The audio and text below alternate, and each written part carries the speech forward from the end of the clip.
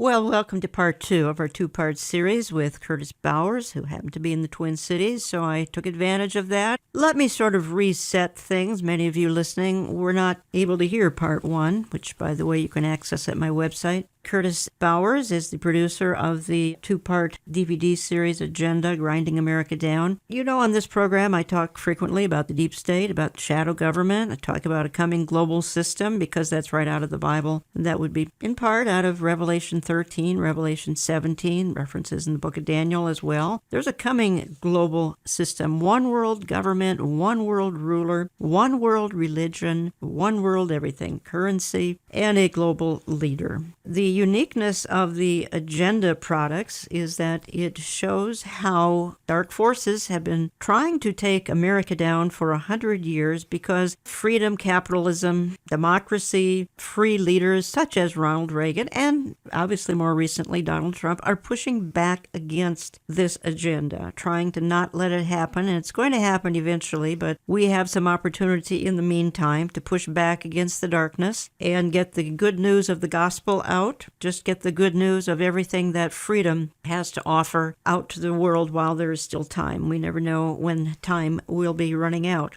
There is a set time when he returns and another agenda takes place that's called the Tribulation and the Great Tribulation, followed by the second coming of Jesus, and then perfect government. Folks, we got to wait for the millennium, 1,000 years of Jesus Christ on earth. Last week, I had Curtis Bowers give just a little bit of how he got kind of involved in all this. Curtis, thank you for coming back. Appreciate it so much. You know, why don't you just give us another minute summary of through a great book, Skousen's The Naked Communists, but how did that affect you? Well, it just opened my eyes to the changes that have taken place in America over my entire lifetime and before were purposeful. Thank God has blessed me with 9 children, and as I looked at my children's faces back then when I first read that book, I just realized something. You know what? If we keep going in the direction we're headed, we're going to get there. And they are going to live in a nightmare. And as a father, I said, I've got to do something to at least try to wake people up so I wouldn't just be sitting there and watching their world self-destruct. So that's kind of what motivated me. Yeah.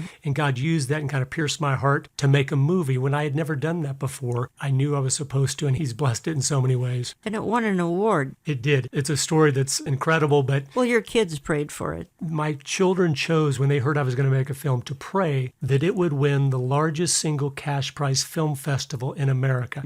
I did not have the faith that would do that. Obviously, it's my very first film. But they fasted and prayed, all of us as a family, every Friday for 22 months, almost 2 years, that this would happen. And it was instigated by my children, not me. The night we went to that festival, they came to the last award of the Best of Festival with a $101,000 grand prize, and they called out Agenda, Grinding America Down. I saw that online. It was very, very moving. That book, The Naked Communists by Skousen, it laid out the agenda. And we talked about that last week, folks, and that's get control of the schools, get control of the teachers' associations, the NEA, have the kids start celebrating, quite frankly, mass murderers, Chairman Mao, people like that, promote these aberrant movements from transgender to homosexuality is normal. That's a normal way of living. And then, of course, infiltrate the church, the social justice movement, discredit the Bible. The radical John Dewey had a big part in all of this. So that's what was laid out in that book by Cleon Skousen, some almost 50, 60 years ago now, back in 1958. And that's what had such an impact on Curtis Bowers, who then went on to make a DVD series called Agenda, Grinding America Down. You can get it in my web store. You can call us. You can find it in my various newsletters. My website is olivetreeviews.org. We'll give contact for Curtis Bowers as we move further into this hour. This is part 2 of a 2-part series. We covered a lot of things last week. Find the programming at my website under radio, olivetreeviews.org. You can also find it on our YouTube channel. Okay, Curtis, let's head back into the discussion. We may touch on a few things that we covered last week. I do want to head into some church issues. And I did say to you, and you acknowledged that as you travel about the country, one of the most frequent issues that folks come up and talk to you and me about is, where do I find a church that talks about all the things that matter, including some of what we're talking about today? Talk to me a little bit, Curtis, about how this agenda, and it began at least 100 years ago, started infiltrating the seminaries. How did they do it? When did they do it? Do you know which seminaries they started to infiltrate?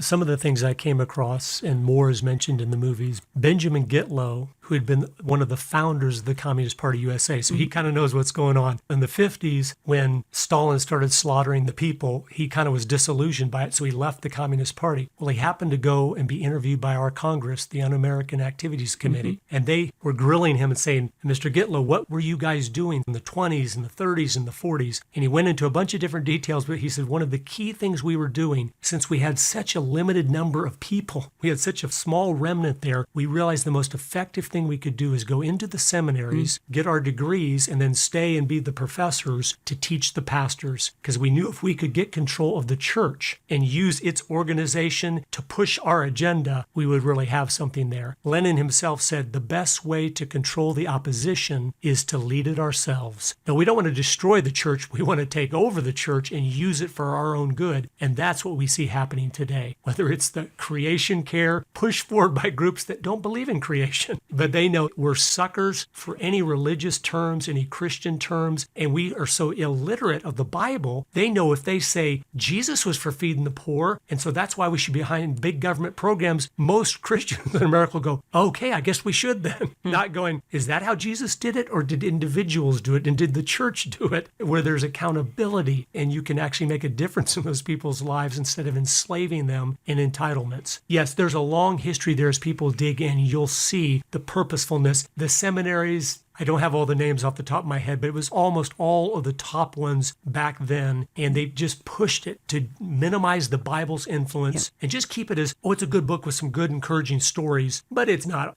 word perfect, and there's errors all through it, but it's still good. And so it lost its authority because it was no longer God's word and without error. It was a good book of stories, but we have other things to push. So the fact that today one of the sacraments in the church is almost literally social justice is no surprise to you or me. No. And if you look at the history of social justice, you'll see it wasn't started by Christians. It was started by Marxists that said, how can we package Marxism and Marxism ideas under the banner of Christianity? And so they came up with social justice. And of course, it perverts what justice means, and it perverts what grace means. And so it perverts the message of the Bible and the gospel message. And that's why it is so deadly in what it's doing. As is environmentalism. Now that makes you and I sound like we don't care about the polar bears when we do. We care about the forests, etc. I have heard you say, Curtis Bowers, environmentalism is communism. So you need to explain that. Yes, thank you. We all care about clean air, clean water, and stewarding our resources. That's why this is such a powerful movement. They knew they'd pick something that everyone cares about, but they wanted to redirect it to accomplish their goals instead of our goals, which are the clean air, clean water. And one of the most powerful things I can tell you to illustrate this is Dr. Patrick Moore is a man I went to interview in Vancouver, British Columbia. He's the founder of Greenpeace. So he cares about the environment. He was out there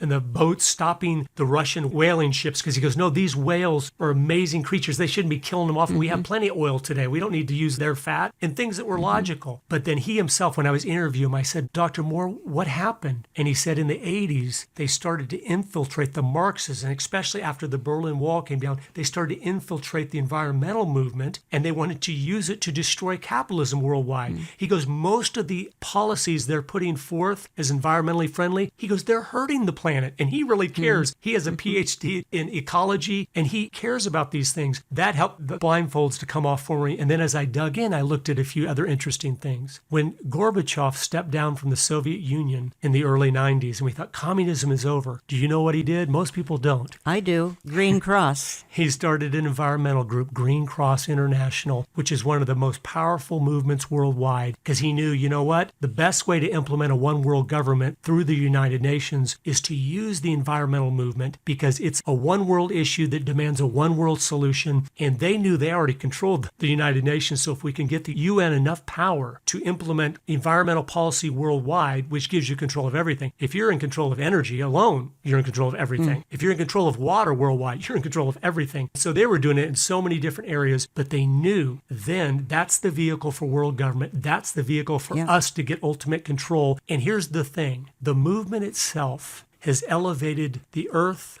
and creatures above human beings. That's right. So it's the perfect thing for them. If people need to be eliminated to save Mother Earth, it legitimizes that, especially in a moral relativistic society like we live today. Everyone's got to cooperate. If they don't, we need to eliminate them because otherwise we're all going to die. So they've made it so great. Well, Georgia Guidestone says we got to get down to 500 million. That's from many billion down to 500 million. Also, still on this environmental issue here, Earth Day came along somewhere in the 70s, early 70s, celebrated on Lenin's birthday. Not coincidental, I'm sure. There's a tie-in. That's why Curtis Bowers says environmentalism is communism. We're still on the church, and I said this in the previous program, saving the planet. Now, in some churches, please don't hear us say all churches, folks. Many of you are listening are in solid churches, would never go along with this. Some of you aren't in solid churches. Saving the planet is more important than the Great Commission. That's what it's gotten down to. It's that bad. Yes, we've kind of lost the importance of the gospel because of political correctness. Yeah. Why? Because the gospel can be offensive. Yeah. And in this politically correct society, you can't say anything offensive. And so we've bought into that, again, that lie, when in reality, the most loving thing we can do always is telling the truth. Mm-hmm. And our society has said the opposite. No, the most loving thing you can do is to be tolerant. But here's the funny thing. Tolerance literally is the opposite of love. Love is sacrificial action, and tolerance is lazy apathy. Like, I'll put up with you, I'll tolerate you. And we can't allow them to do that because we need to love our neighbor by speaking the truth to them very lovingly and opening their eyes to what's going on, and they're trying to silence us from doing that. Folks, you're listening to Understanding the Times Radio. If you just joined me, I'm Jan Markell, and I'm doing a two-part series here with Curtis Bowers in studio. He's the producer of the powerful two-part DVD agenda, and you can get it in my bookstore, olivetreeviews.org. You can call us Central Time, get on my newsletter list. One of the outfits kind of infiltrated Curtis would be National Council of Churches. I think that's kind of not to be surprised by National Council of Churches, but it did surprise me when, again, this environmental agenda invaded the evangelical church. And that's why I say, even to some of the evangelicals, saving the planet has shoved out the Great Commission. And that I did not think in my lifetime I would see that. I didn't. And I think some of that is because we've got a lot of well-meaning people in the churches that aren't regenerated. They're really not saved. They're religious, and they've never read the Bible, so they don't know what it says. That has made them very easy, manipulative tools to use them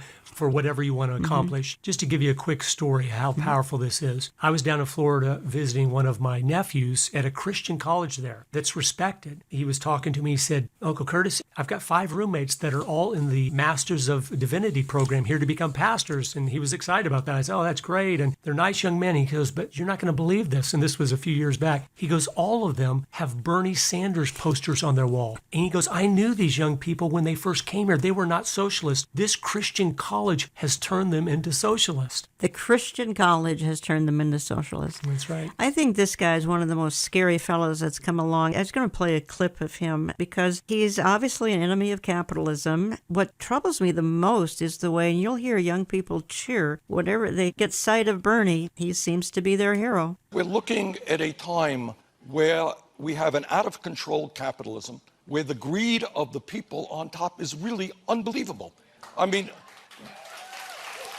right now in America, you got 3 people who own more wealth than the bottom 50% of the American people. You got the top 1/10 of 1% owning more wealth than the bottom 90%. You got one guy, Jeff Bezos of Amazon, his wealth is increasing every single day by $250 million a day, but he pays his workers, many of his workers, wages that are so low that many of them are on food stamps or Medicaid. You got a situation today where the big money interests can now contribute hundreds and hundreds of millions of dollars into elections to elect candidates who represent the wealthy and the powerful, which is undermining American democracy. And I think people are sick and tired of the greed and the power of a handful of people on top. They want a government which represents all of us, not just the 1%. Curtis Bowers, you can tell that's a popular message. We talked about this in program number 1, particularly the influence. We talked heavily about how young people are being seduced to believe that socialism is the only route to go. It's the fair thing. We spread the wealth around, etc. Bernie Sanders has a way of making it appealing, and that's why I keep saying, and I'm going to say it again, you might get sick of hearing it, folks, we are one election away from being a Bernie Sanders socialist nation. Curtis just said he has a nephew, Christian college. They love Bernie Sanders. What disturbs me most about that clip there is not the young people cheering at that. They're very naive and idealistic in their things. That doesn't bother me. What bothers me is there's the man that is old enough to know what he is saying is a lie. He's old enough to know about Nazi Germany and National Socialism. He's old enough to know about the Soviet socialism in the Soviet Union and the slaughter it caused. And he's so ignorant, though, that he thinks Amazon or some of those businesses, they would still be there if the man had not been able to reap the benefits of his idea. That's the problem.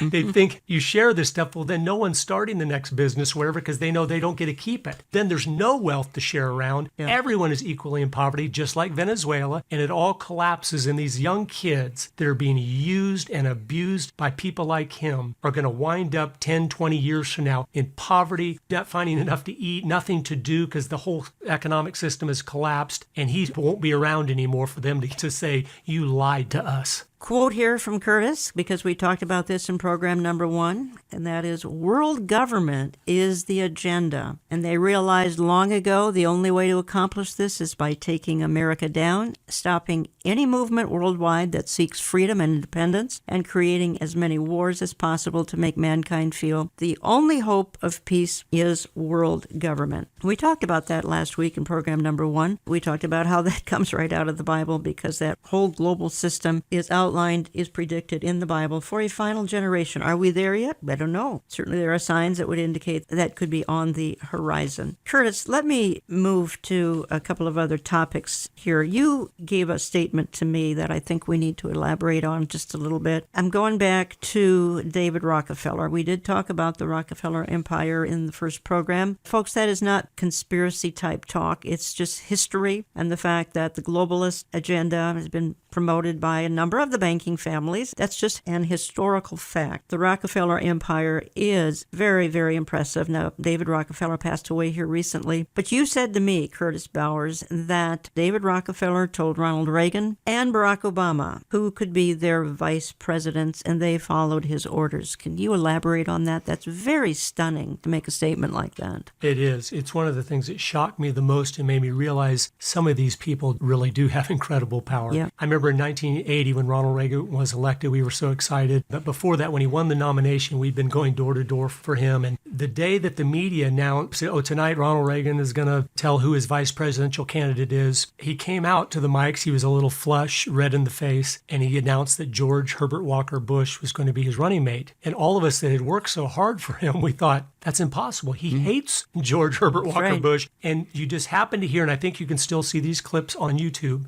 the announcer, not making a big deal out of it or anything, says, earlier today, Ronald Reagan was meeting with David Rockefeller. And you realize he is the one that told him that's who your candidate's going to be. Because you could tell Reagan did not want him to be there. But whatever was said, was it powerful enough to make him realize, I better do this. I better go ahead and pick him. Then what was amazing is 2008, as some of the people will remember, that's not too long ago. When Obama first got the nomination, he came onto the Air Force One plane with all the national media that loved him. They're all there waiting to hear who his vice presidential candidate's pick is going to be. And he slips out the back of the airplane. They close the doors and the plane takes off with all the media on there, and they felt betrayed, but they didn't want to cut on him because the savior had been elected. If you watch the newscast from that time, it says when he announces his VP the next day, it said, last night Obama had a private meeting with Hillary Clinton and David Rockefeller. And the next morning he says, Joe Biden is going to be my running mate.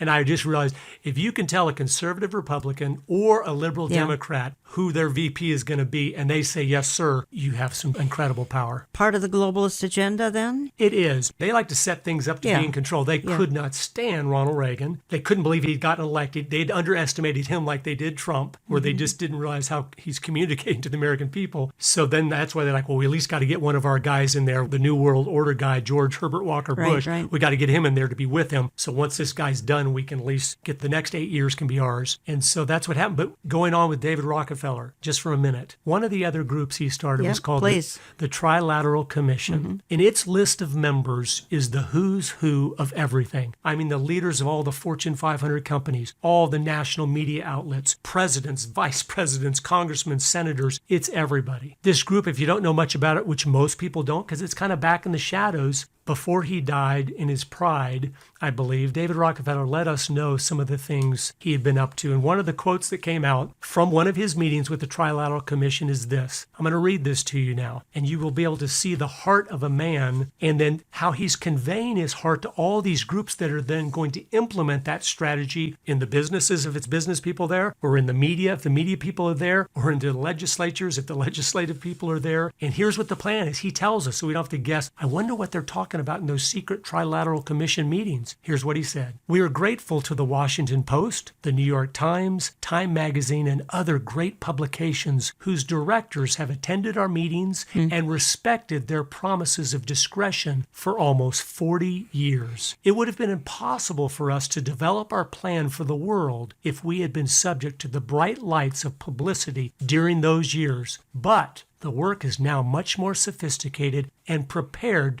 to march towards a world government. The supranational sovereignty of an intellectual elite and world bankers is surely preferable to the national autodetermination practiced in past centuries. Now, let me explain that for a minute, people listening. What he's talking about when he says the supranational sovereignty of an intellectual elite and the world bankers with them, he's talking about that group. He goes, we are the international elite that are sovereign with the bankers, and our determination of what's best for the world is far more important than national autodetermination. What is that? That's voting. That's you people that are listening, you voting for your representative. He's going, that's old-fashioned. We will rule the world because we are the intellectual elite and we have all the money of the world through the world bankers, and we will implement our world government. But all these groups were in cahoots with that openly. For 40 years, they've been sitting there listening and pushing forward. And that's why these little shadow groups have such influence. They have put themselves up because the God of people that don't believe in God is the intellect. And so it appeals to the superiority of intellect. So they come to these meetings regularly and they hear, okay, this is what we're doing next. And they all want to be part of it because it feels like a special little private group. And so that's why its influence is 1,000 folds of what it would appear to be. Fascinating story. Curtis Bowers is kind of on a speaking tour, happens to be coming through the Twin Cities. So I was able to get him in studio here to do a couple of programs. Program number 1 you can find on my website, olivetreeviews.org.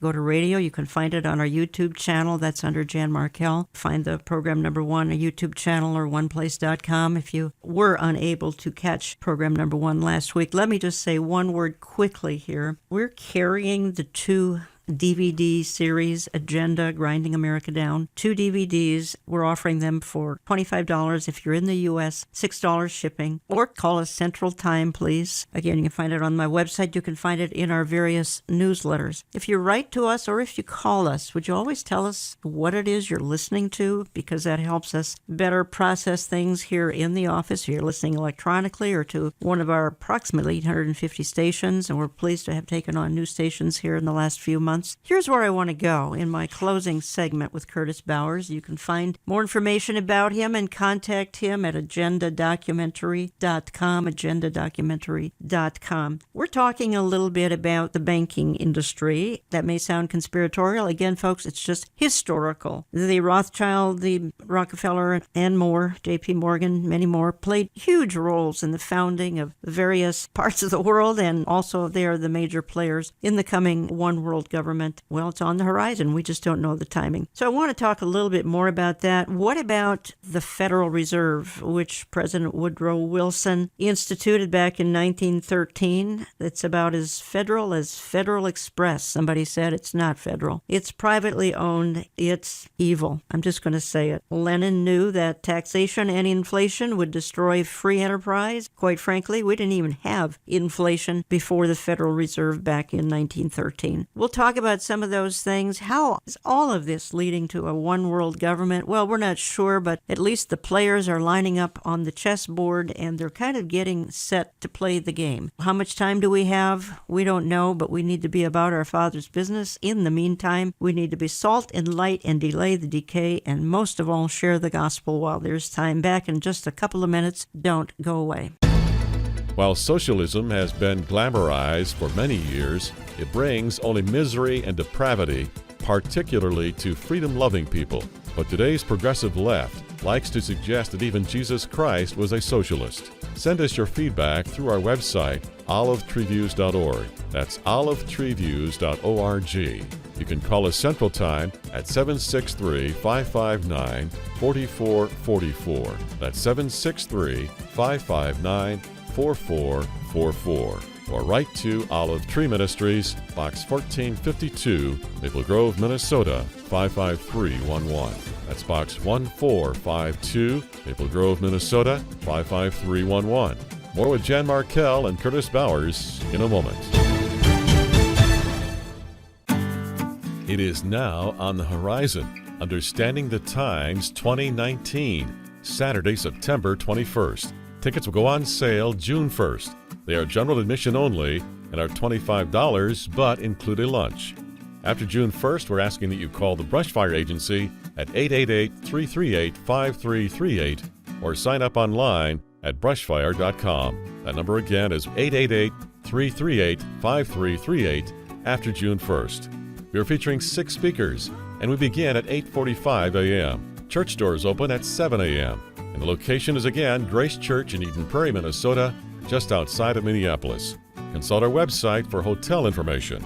Our speakers include Dr. Robert Jeffress. These signs that have been around for a long time, they are increasing in frequency and intensity. I think something big's about to happen. I believe we're in the last days. I believe the Lord is going to return. Amir Sarfati. And at the last trumpet, we're going to be out of here. There will be certain events around the world, and there will be the last trumpet, and we don't know the day, and we don't know the hour, but we understand the times and the seasons. Pastor J.D. Farag. Because there's coming a time, and I believe it's very soon, when that trumpet's going to sound, and everything here matters no more. I mean, shouldn't that affect us, the way we live our lives? Pastor Jack Hibbs. And he's not only spoken to us in his word, he is speaking to us right now in world events.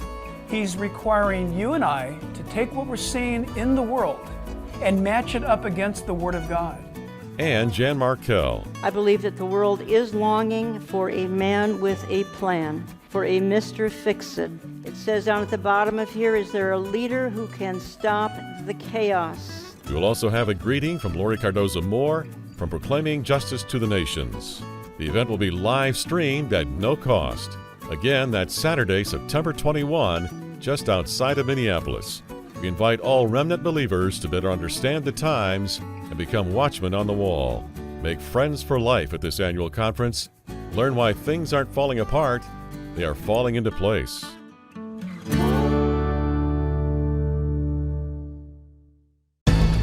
He is seeing the belly of the beast. I think he's still in confusion about that. I wish he would see these films. He'd start to understand it's not about him. He is interrupting a 100-year-long agenda. And that's why they're so after him. He's the first one to do it. He is fighting, whether he knows it or not, this beast we've been talking about, to dismantle it because he knows it doesn't make sense. It's not good for America. This is part 2 of a 2-part series on the Marxist agenda to take down America and install a new system of government. The Bible is not clear if the end-time one-world system will be a socialist form of government or Marxist, but we know it will be totalitarian.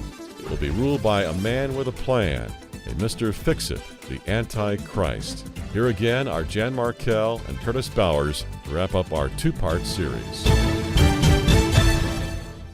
Socialism is on the rise.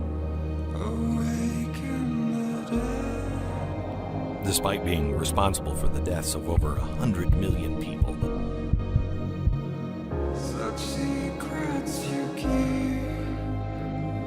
The full collapse of the Soviet Union, the crumbling nations of North Korea, Cuba, Venezuela.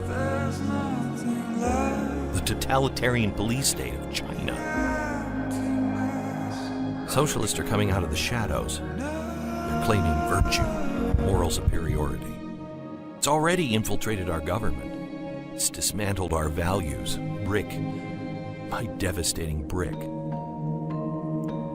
I talk to people all the time. They'll say, we don't have anything to worry about. It can't happen here. The Constitution will save us. We found a document that was smuggled into the United States through the Iron Curtain in 1960. My researchers found it again. It's the blueprint of how to legally and within the framework of our own system take over a country and flip it.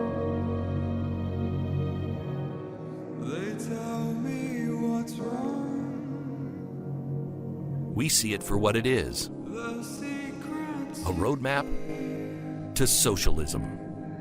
A warning from the dead. Welcome back. We've been talking about this for a couple of weeks. It's the agenda to take America down. It's quite an elaborate agenda, and I've had in studio with me Curtis Bowers, who is the producer of the two-part DVD agenda, Grinding America Down. Find it in my bookstore, olivetreeviews.org. Give my office a call, Central Time. Find it in my various newsletters. You can sign up for those online. Curtis, some thoughts here as we kind of wind down. We heard a soundbite there that was Glenn Beck. He's been warning about socialism, America going red for a long, long time. He was laughed at for years. We hear today in the political genre a lot about Democrats, Socialists of America. Maybe a little bit of a fringy side of the Democrat Party. Not so, right? No, I wish it was. Yeah. It's a fringy side of the Communist Party USA. Yeah. If you look at the people that formed it and were part of building to what it is today, and they work together all the time with the Communist Party USA on our college campuses and everything. No, it's just, again, packaging the same old thing in new clothing and new packaging because they know some people don't want to go to the Communist Party USA website that's still alive and well, but that's a little too much for them. So they said, let's just call it democratic socialism. But the end game is the exact same thing. Alexandria Ocasio-Cortez, Bernie Sanders, those are two of the most prominent. And I don't know, and I had Michelle Bachmann in your chair here recently, a couple of weeks ago, and she said she's never seen a freshman in Congress take off like this young woman has, even though she's offering some of the zaniest things imaginable. Let's get rid of trains, planes, cows, etc. She's celebrated as some sort of a movie star. My goodness. But we shouldn't be shocked. Here's why. You mentioned it earlier in the last show, the current communist goals from 1958. But if you read the complete goal number 17 on what they wanted to do to the schools, here's what it is. Get control of the schools. Use them as transmission belts for socialism. Soften the curriculum, get control of teachers' associations. But they wanted to use them as a transmission belt to start creating a socialist person that believed it was just to share everything. And it's unjust when you have wealthy people and poor people, and the lie that the poor people are poor because the wealthy people are wealthy because they don't understand economics, where the more wealth a wealthy person creates, it helps the poor person too. Yeah. Wealth is not a limited resource. It's an unlimited resource. Yeah, they've been just slowly getting these philosophies into our young people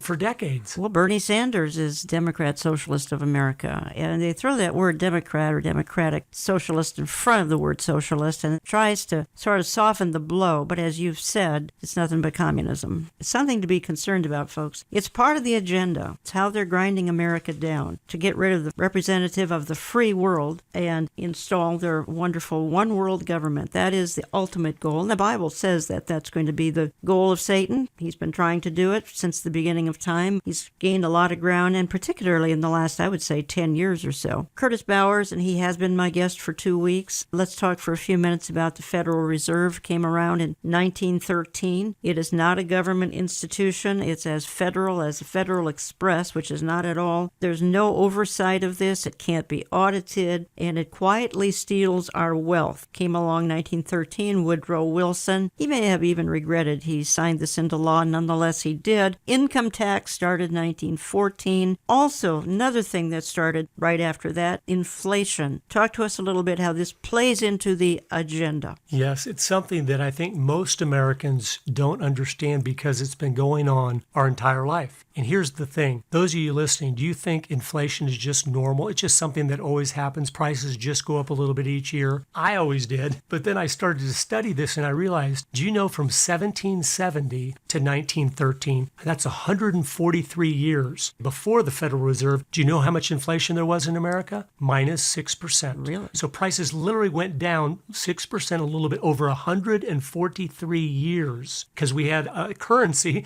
that was gold backed, so it can't go up because gold always keeps its relative value. But from 1913 to today, everything has gone up 100 times, not 100%, 10,000%, 100 times. I was born in 1965. A new Corvette in 1965 was $3,000. Today it's $85,000. Did Corvettes get more expensive? No, they did not. Our money lost so much of its value, it took more of our money to buy the same thing. And it's a tax. It's a hidden tax on us, and they knew this. John Maynard Keynes talked about this. He said, we will steal all their wealth from them, and not one in a million man will be smart enough to figure out what we're doing. And that's what's been happening. But here's the strategy behind it. One, they wanted to control the wealth and control the world and the money system, but they wanted to make it so hard for us to get along in life and to pay our bills that we would need big government. It would slowly create a situation where government would have to be growing to help take care of people because you're like, we just can't make it. Now my wife's working, I'm working, we're all working, and we still can't make it. That was purposeful. They knew what they were doing, and that's what has happened to our country and to our system. If you could grow your wealth over a lifetime with zero inflation, we would all be wealthy in this free system. Interesting. I think they also wanted to sort of penalize productivity, even reward lack of productivity, which is the mantra of Alexandria Ocasio-Cortez. Guarantee everyone an income. So she fits into this whole agenda here so beautifully. Yes, and it stopped people from saving. Yeah. Because your money's losing so much value, you just spend it, which is also makes you then more dependent on their Social Security system or whatever. Anything they can do to stop you from being independent of them and not dependent in some area of your life, they want to stop. It got really sinister in the 30s with FDR, what he did in cahoots with the Federal Reserve to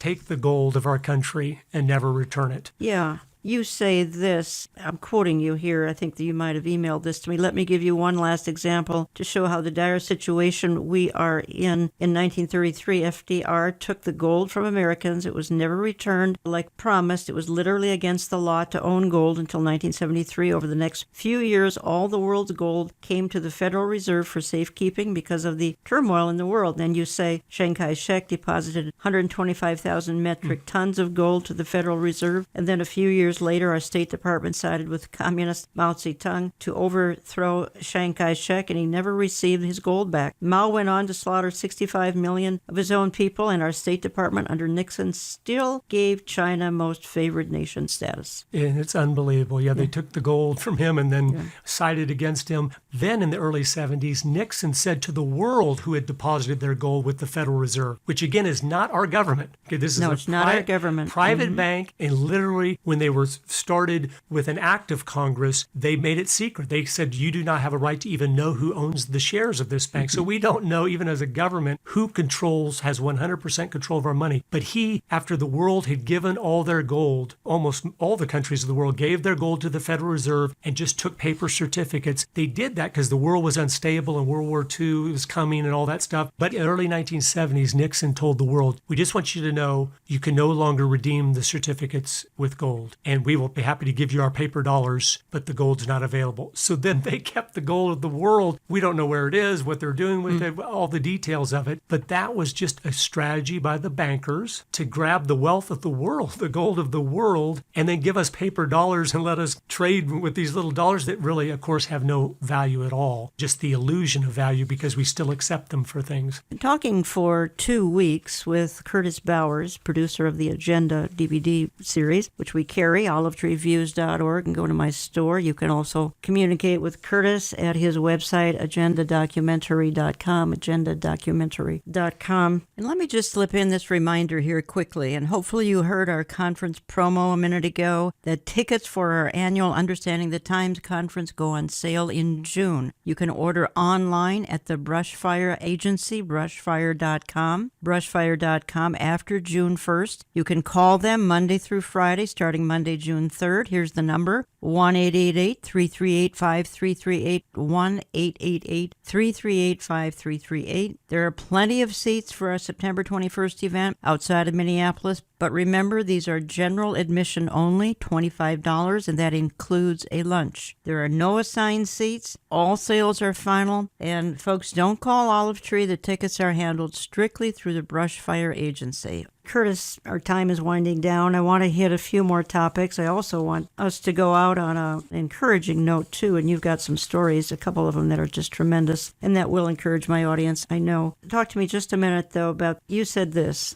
was in an email to me, KGB agents that defected to our country warned us of all that the Soviets were doing inside and outside our country to bring us down, and everything they said was completely ignored. And then you talk about a couple of KGB agents. Their names happen to be Brezhnev and Golitsyn. You say it's gone so far that recently the last two directors of the CIA have admitted they have been communists. One doesn't surprise me. The other one does surprise me. I mean, the last 6 months, Brennan and Yes. Comey both admitted, yeah, we used to be communists. Of course, we're not anymore, but we were.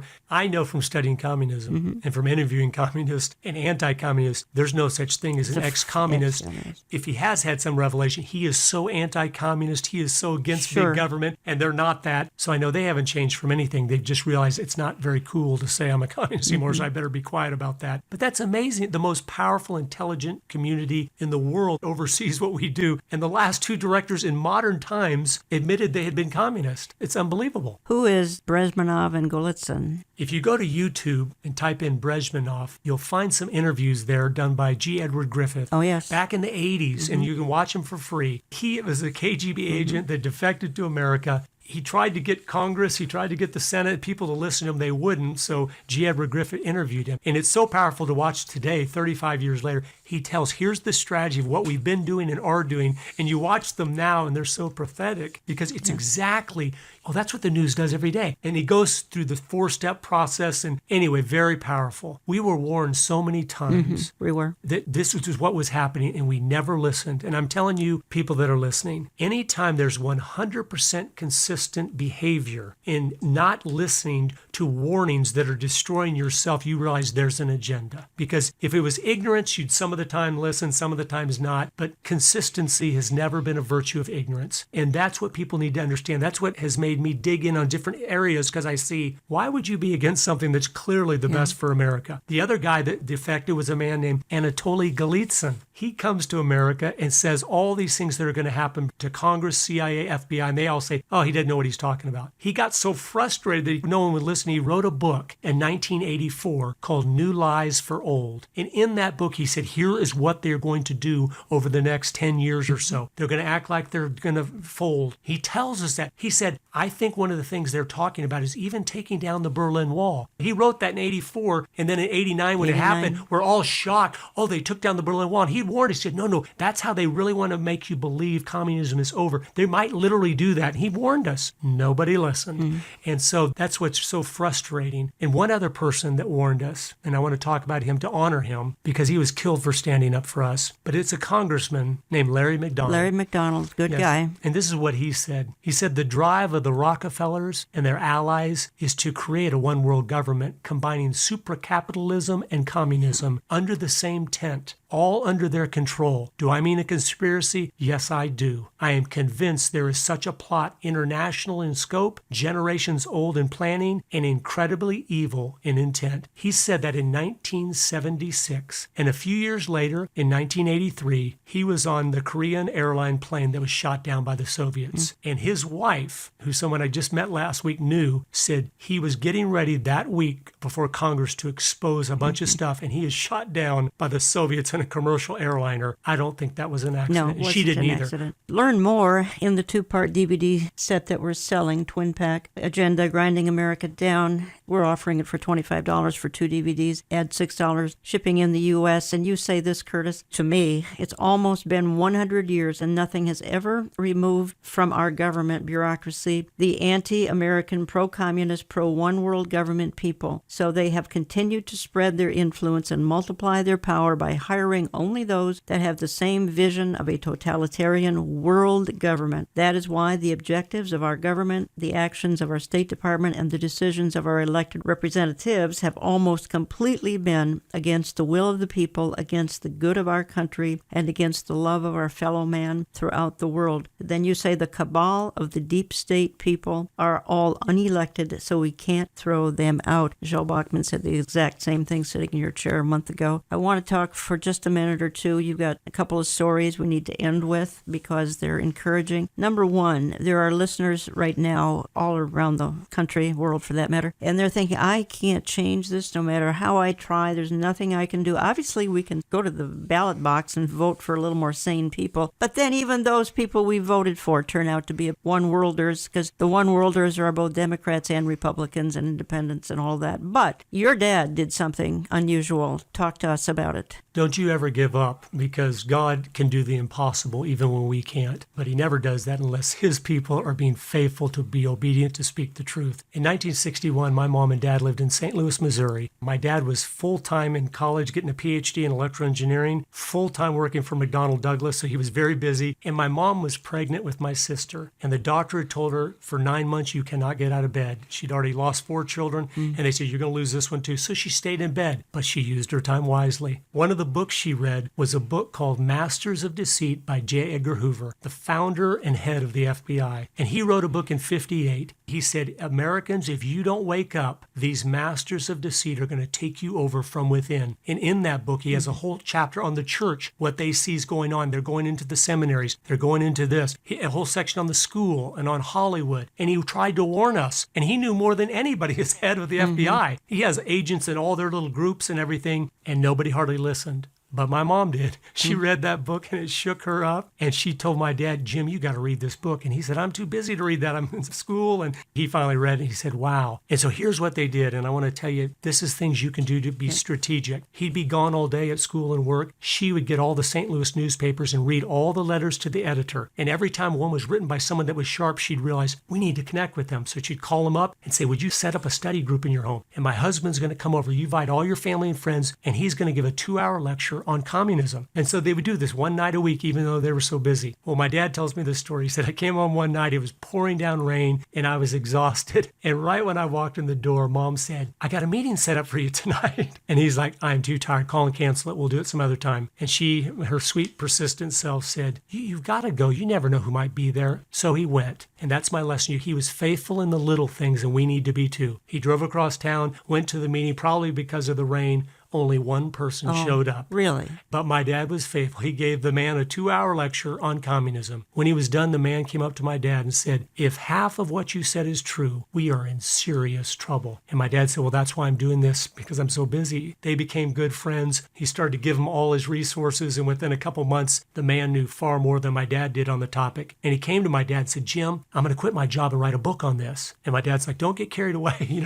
He said, no, I've got enough savings to last 2 years. So he quit his job, researched for 2 years, wrote a book, finished it January of 1964. But he couldn't get anybody to publish it because he'd never written a book before. So he self-published it. Now remember, people, 64, there's no internet, there's no credit cards. If you want a copy of his book, you literally have to send him cash or check in the mail. It's not in a bookstore in America. And in 8 months, in 1964, out of his garage, he sold 6 million copies of that book. And when Ronald Reagan was elected president of the United States in 1980, he said, I would never have been elected president of the United States if John Stormer in 1964 had not written the book, None Dare Call It Treason, the book that started the entire conservative movement in America. And I want to tell you this, those listening, you might not be the person to write the book, but you might be the person to influence the person that writes the book. We have to be faithful, whatever God has given us to do, no matter how little it appears to be. Great story. And I want you to tell the Romania story too.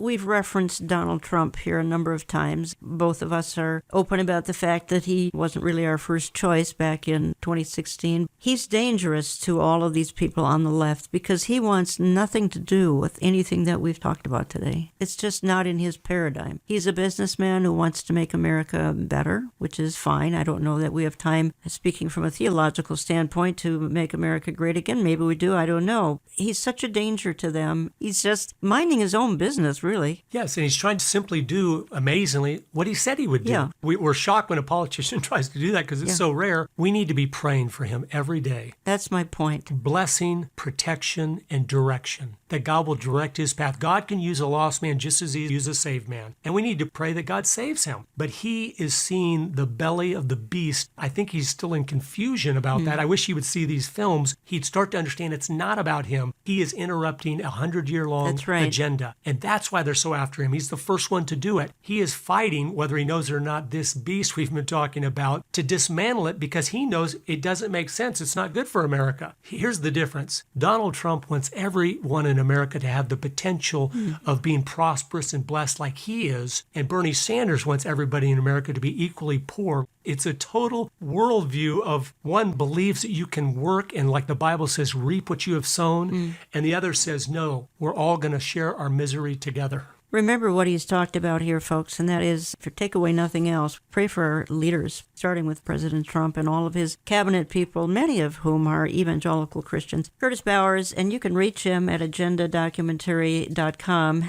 You can find the 2 DVD set in my store, olivetreeviews.org. You can call us Central Time. We'll get it out to you as well. I want you to tell the story as we go out of the program here. It concerns a rather evil man, but it's a wonderful story because of how it ends, about Romania and the war on God. We want to end with hope, and there's always hope as long as God is on his throne. I came across a story as I've been studying communism that's one of the greatest of the 20th century, and most people have never heard it. In December of 1989, Ceausescu was the dictator of Romania, and he'd been the dictator for decades, slaughtering the people, abusing them. The school children called him Lord. He was one of those type of dictators.